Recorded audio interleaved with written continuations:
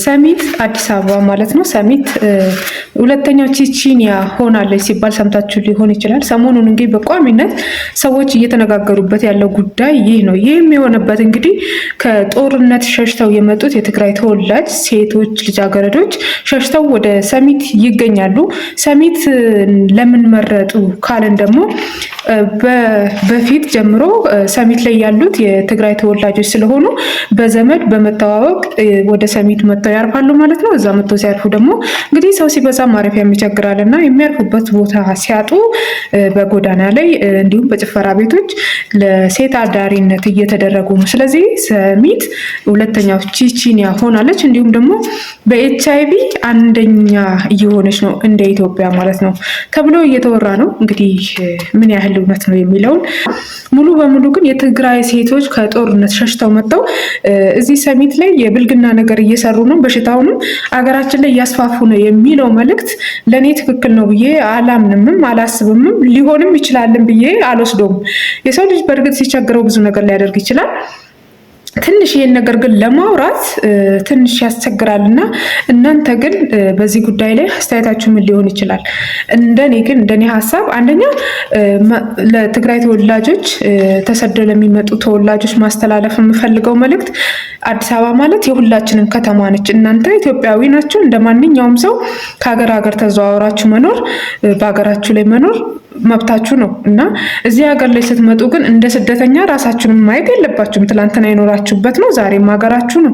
ስለዚህ እንደ አንድ ስደተኛ እንደ አንድ በቃ ሀገራችሁ ሳይሆን እናንተ መታችሁ እርዳታ ፈልጋችሁ የሆነ ልትጠለሉ እንደመጣችሁ አይነት ነገር ሆኖ መታየትም የለበትም። እንደ አንድ ሰው ለስራም ይሁን በሆነ አጋጣሚ ተዘዋውረው አገር ቀይሮ እንደሚያይ ሰው ራሳችሁን ማየት አለባችሁ። ይህ ከተማችሁ ነው፣ የእናንተ ነው ማለት ነው። ስለዚህ ደግሞ ሰሚትን ብቻም ደግሞ ምርጫ ማድረግ የለባችሁም። እስኪ ተደራጅታችሁ እንደ አንድ 10-20 ሆናችሁ ሄዳችሁ በምታገኙት መስሪያ ቤት ጠይቁ፣ መጠለያዎችን ማረፊያዎችን ጠይቁ። እንዲሁም በዚህ አጋጣሚ የማስተላልፈው መልእክት ትልልቅ ቤት ያላችሁ ሰዎች፣ ቤት አፓርታማ እንደዚህ የምታከራዩ ሰዎች ለጊዜው ይህ ጊዜ እስከሚያልፍ ድረስ 10ም ይሁኑ 5 የሆነ ቤት እንዲከራዩ ፍቃድ ቢሰጣቸው ጥሩ ነው። ተደራጅተው እንዲከራዩ። እንግዲህ በዚህ ሰዓት እንደምታውቁት ቤት በጣም ውድ ነው። እነሱ ደግሞ ከአሉበት አንጻር ደግሞ ቤት ክራይ ከፍለው መኖር ስለማይችሉ ቢያንስ ተጋግዘው እንኳን አንድ ቤት ተከራይተው እዛ ቤት ውስጥ እረፍት እንዲወስዱ ብናደርግ ጥሩ ነው። እቺን ጊዜ ተጋግዘን ብናሳልፋት አሪፍ ነው ብዬ አስባለሁ። ምክንያቱም ነገ ይሄ እድል ትላንትና እነሱ እንደሚኖሩ ታውቁታላችሁ። ዛሬ ደግሞ ይህ እድል እነሱ ላይ ሆኗል። ነገ ደግሞ እኛ ላይ ባለመሆኑ በምንም እርግጠኛ ልንሆን አንችልም እና ባለንበት ጊዜ ደግሞ መተጋገዙ አስፈላጊ ነው ብዬ አስባለሁ። እንግዲህ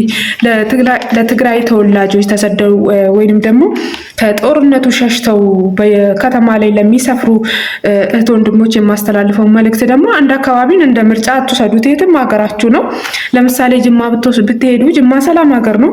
የፈለጋችሁትን ሰርታችሁ የፈለጋችሁትን ጠይቃችሁ መኖር ትችላላችሁ። ሀገራችሁም ነው። በነፃነት መኖር ትችላላችሁ እና ነገሮች እስከሚረጋጉ ድረስ በዚህ ልክ ታሪክን የሚያበላሽ ምን የሚያበላሽ ነገር በእናንተ ላይ እንዳይሆን አንዲትን አካባቢ ብቻ ስትመርጡ ለእናንተም ጥሩ ላይሆን ይችላል ማለት ነው።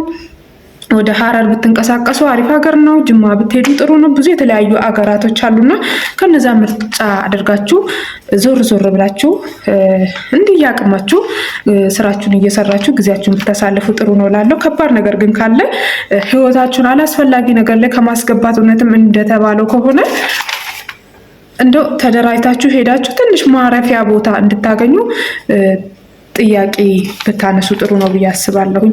እቺን ጊዜ ደግሞ ሁላችንም መተጋገዝ አለብን። እንዳልኩትም ቤት ያላችሁ ማረፊያ ቦታ ያላችሁ ሰዎች በምትችሉ 2 ሰውም 3 ሰውም የምትችሉ ሰዎች አስጠጓቸው ማለት እፈልጋለሁ። አመሰግናለሁ።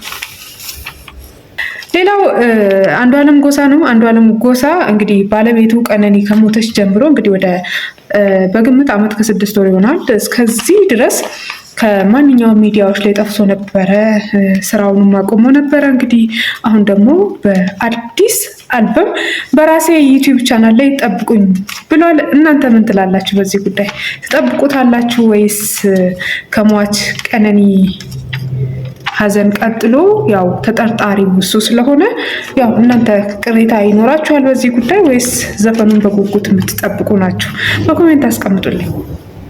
ሌላው ትናንትና ሰኔ 28 በአርሲ ሲኮ ላይ የሚደረጉ በቤተ ክርስቲያኖች በኦርቶዶክስ ክርስቲያናት ላይ የሚደረጉ የጦርነት ወይንም ደግሞ የጭፍጨፋ አይነቶች እንዲቆሙ እንግዲህ መንግስት በራሴ በኩል እየታገልኳቸው ነው ብሏል እና በዛ በኩል ያሉት ታጣቂዎች ደግሞ እጅጉን ኃይለኞች ስለነበሩ ትላንት ቀን ሰኔ 28 ማለት ነው ብዙ የመንግስት አካላትም ተጎድተዋል። በዚህ ጉዳይ እንግዲህ መንግስት በሚያስፈልገው ሁኔታ እየተዋጋቸው ነው።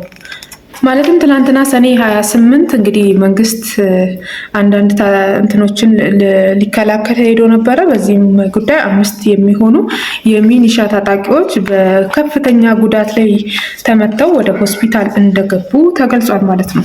አባይ ቲቪ በኤአይ የተሰሩ ቪዲዮዎችን ለህዝብ እየጋበዘ ነበር እና እናንተን ስትመለከቱት እንደው እንደ ትልቅ ቲቪ ቻናል የዚህን ያህል በቅንብብሮሽ የተሰሩ ነገሮችን ለህዝብ መጋበዝ ትክክል ነው ብላችሁ ታምናላችሁ? ማለት የሚቀርብ ፕሮግራም ሌላ የሆነ አዲስ ዝግጅት የላችሁም? ወይም የሚጋብዙት ሰው ቢጠፋ ነው ወይስ በዚህ ልክ ደግሞ ህዝቡን ቢንቁት ነው? በአርቲፊሻል ኢንቴሊጀንስ የተሰሩ አርቲፊሻል ነገሮችን ቅንብብሮሾችን አምጥቶ ለህዝብ መጋበዝ እናንተ ትክክል ነው ብላችሁ ታስባላችሁ? እንደ አንድ ሚዲያ እንደ አንድ ትልቅ ቻናል ደግሞ በዚህ ልክ ወርዶ ይሄንን ቻናል ማቅረቡ ትክክል ይመስላችኋል? እንግዲህ መቅደስ እኛ ሁላችንም እንወዳታለን። ያው ተጫዋች ነች፣ ኮሜዲያንም ነች፣ ሁሉ ነገር ላይ ያለችበት እና ሁሉም ሰው የሚወዳት ነች። አሁን ላይ ግን ያው እንደ አንድ አቅራቢ ግዴታ ሊኖርባት ይችላል። ነገር ግን እንደው እንደ ቻናሉ ግን ይህን ነገር ማቅረቡ ለህዝቡ ለተመልካቹ እንዲህ በዚህ አይነት ስራ መገኘቱ እናንተ ትክክል ነው ብላችሁ ታምናላችሁ? አዳዲስ ወሬዎችን እየመጣው እንዳወራችሁ እንግዲህ ሰብስክራይብ እንድታደርጉኝ እጠይቃለሁ። ሌላም ቪዲዮን ላይክ እንድታደርጉ በአክብሮት እጠይቃለሁ። እስካሁን አብራችሁኝ ስለቆያችሁ አመሰግናለሁ። ሌላም ደግሞ በአዳዲስ ወሬዎች እንዳላሰለቻችሁ ቪዲዮ አጠር አድርጌ ነው የምሰራው። እንግዲህ ገና አዲስም ከመሆን አንፃር እንግዲህ ቀጣይ ደግሞ ጥሩ የምላቸውን እየተንቀሳቀስኩ ከቦታ ከአካባቢ አዳዲስ ነገር እያመጣው ምሰራላችሁ ይሆናል። አመሰግናለሁ።